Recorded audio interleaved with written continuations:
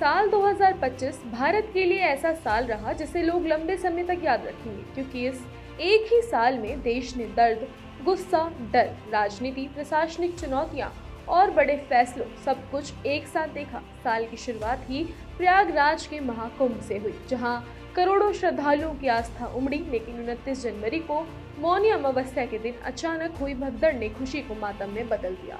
भीड़ के दबाव, रास्तों की तंगी और अव्यवस्थित मूवमेंट के चलते दर्जनों लोगों की जान चली गई, कई घायल हुए और इसके बाद यूपी सरकार को जांच के आदेश देने पड़े।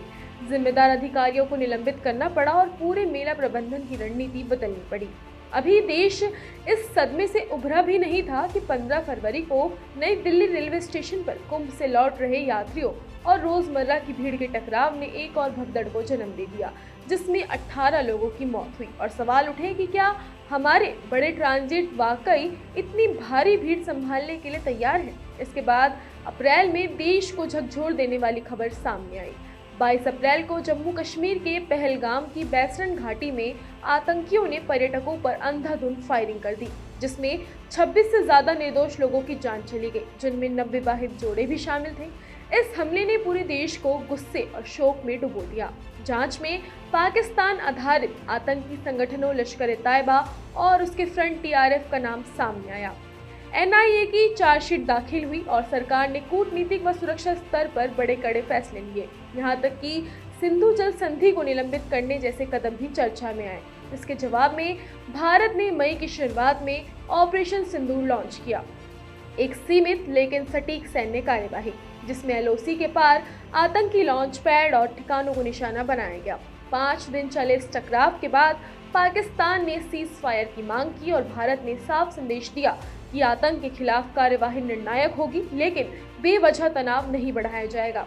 जून आते आते एक और बड़ा झटका लगा, जब 12 जून को अहमदाबाद से उड़ान भरते ही एयर इंडिया की फ्लाइट 171 क्रैश हो गई। 241 यात्रियों और क्रू मेंबर और जमीन पर मौजूद 19 लोगों की मौत ने पूरे देश को हिला दिया।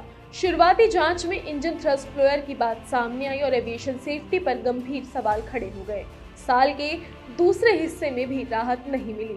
तमिलनाडु के करूर में एक राजनीतिक रैली और बेंगलुरु में एक बड़े आयोजन के दौरान हुई भगदड़ों ने फिर साबित किया कि भीड़ प्रबंधन में छोटी चूक भी कितनी जानलेवा हो सकती है। नवंबर में दिल्ली के दिल लाल किले के पास कार बम धमाके ने सुरक्षा एजेंसियों को हाई अलर्ट पर ला दिया। जांच में सामने आया कि ये हमला अकेला नहीं बल्कि कई शहरों में सीरियल ब्लास्ट की बड़ी साजिश का हिस्सा था, जिसमें दर्जनों गाड़ियों को विस्फोटकों से लैस करने की योजना थी। सुनकर ही रोंगटे खड़े हो जाते हैं। इन सब के बीच राजनीति भी पूरे साल सुर्खियों में रही। दिल्ली विधानसभा चुनाव में बीजेपी ने जबरदस्त वापसी करते हुए 70 में से 48 सीटें जीत ली। आम आदमी पार्टी सिमट गई और रेखा गुप्ता मुख्यमंत्री बनी। वहीं बिहार में एनडीए ने रिकॉर्ड जीत दर्ज की। नीतीश कुमार 10वीं बार मुख्यमंत्री बने और विपक्ष लगभग साफ हो गया। साल के आखिर में दिल्ली एनसीआर ने एक और जंग लड़ी, वो हवा से। दिसंबर में प्रदूषण इस कदर बढ़ा कि AQI 500 के करीब पहुंच गया। स्कूल, ऑफिस, उड़ानें सब प्रभावित हुए। GRAP के सख्त नियम लागू करने पड़े और लोगों ने फिर सवाल किया कि हर साल यही हाल क्यों होता है। इसी महीने देश की सबसे बड़ी एयरलाइन इंडिगो भी संकट में घिर गई। नए ड्यूटी नियम, पायलटों की कमी और कोहरे के चलते हजारों उड़ानें रद्द हुई, लाखों यात्री फंसे। DGCA ने नोटिस जारी किया और आखिरकार एयरलाइन को माफी मांगनी पड़ी। कुल मिलाकर 2025 ऐसा साल रहा जिसने हमें आस्था की भीड़, आतंक की चुनौती, सख्त सैन्य जवाब, प्रशासनिक चूक, राजनीतिक बदलाव, पर्यावरण संकट और सिस्टम की सीमाओं सबका आईना दिखाया।